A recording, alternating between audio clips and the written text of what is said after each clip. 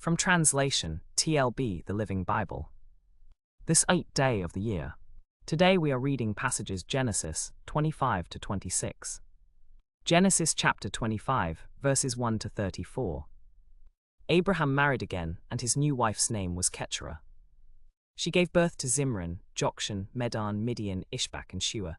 Jokshan's sons were Sheba and Dedan, and Dedan's sons were Asurim, Letushim, and Lumim. The sons of Midian were Ephah, Hanok, Abida, and Eldah. All these were descendants of Keturah.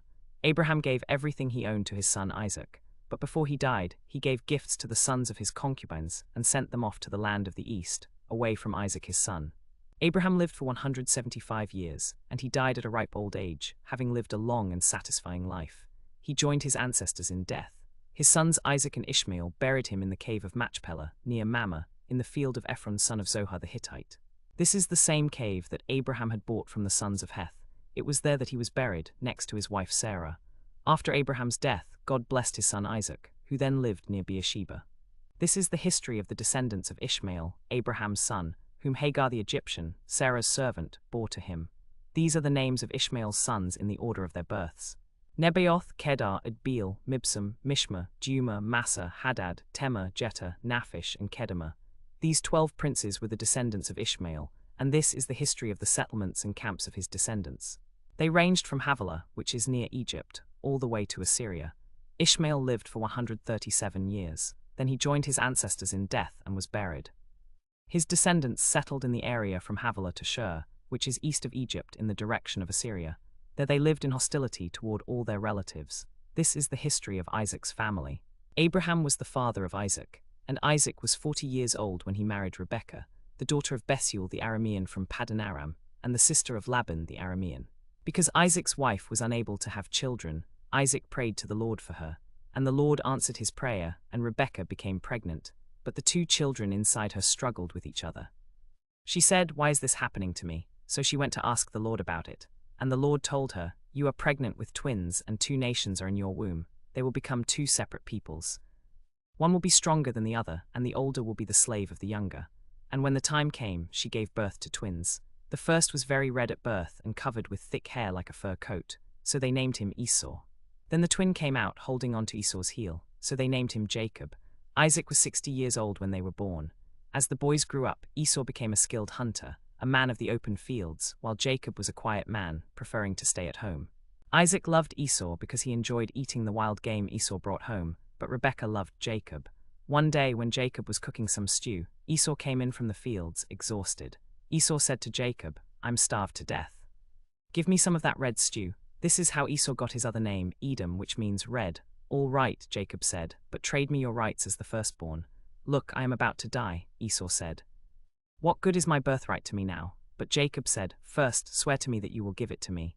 So Esau swore an oath to him, selling his birthright to Jacob. Then Jacob gave Esau some bread and lentil stew. Esau ate the meal, then got up and left. So Esau treated his birthright with contempt. Genesis chapter 26, verses 1 to 33.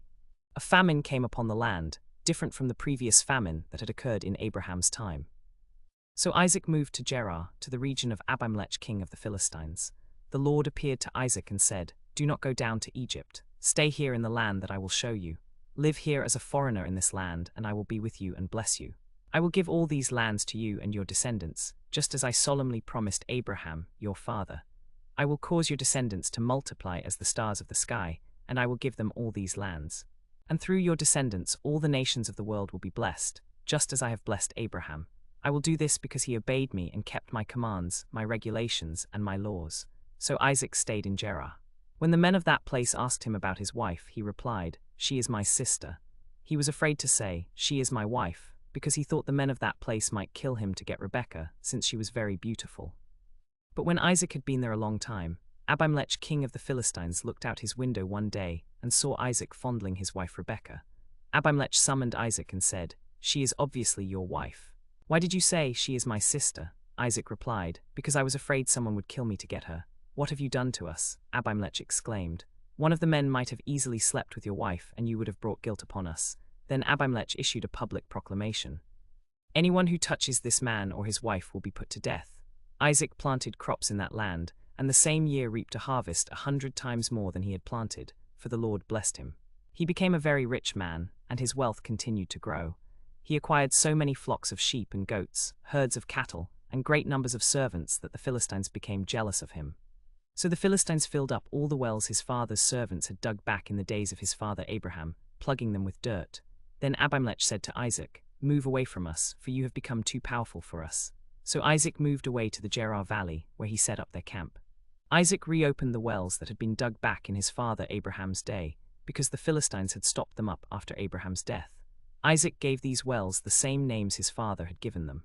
But when Isaac's servants dug in the valley and found there a well that had sprung forth with fresh water, the herdsmen of Gerar argued with Isaac's herdsmen, claiming, "This water is ours." So he named the well Esek, for they argued with him. Then they dug another well, but they argued over that one too, so Isaac named it Sitnah. He dug another well, and the herdsmen didn't argue over this one, so Isaac named it Rehoboth, for he said, "At last the Lord has made room for us, and we will flourish in the land." From there, Isaac went to Beersheba. That night the Lord appeared to him and said, "I am the God of your father Abraham. Do not be afraid, for I am with you. I will bless you and multiply your descendants because of my servant Abraham." Then Isaac built an altar there and worshipped the Lord. He pitched his tent there, and his servants dug another well. Abimelech came to him from Gerar, accompanied by his adviser Ahazath and his army commander Phicol. Isaac asked them, "Why have you come to see me? You hate me and have forced me to move away from you."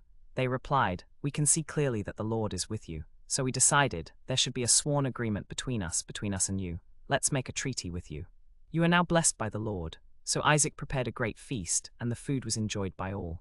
Early the next morning, the two swore an oath of friendship. Then Isaac sent them on their way, and they returned home in peace. That same day Isaac's servants came and told him about the well they had just dug, and they said, "We've found water." So he named the well Shibah, which means oath. To this day the city of Beersheba is still there.